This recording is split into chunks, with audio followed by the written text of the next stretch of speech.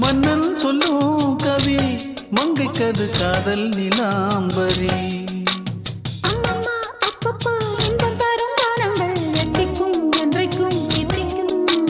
மங்கை நீ வெண்ணிலவின் தங்கை நீ உன்னைத்தான் என் கண்கள் சந்திக்கும்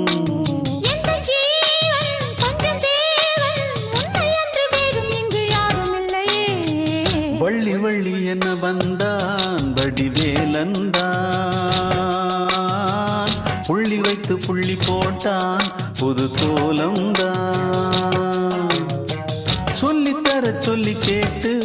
தினமும் சொல்லி தந்த சிந்து பாடினான் வள்ளி இன்பவல்லி என்று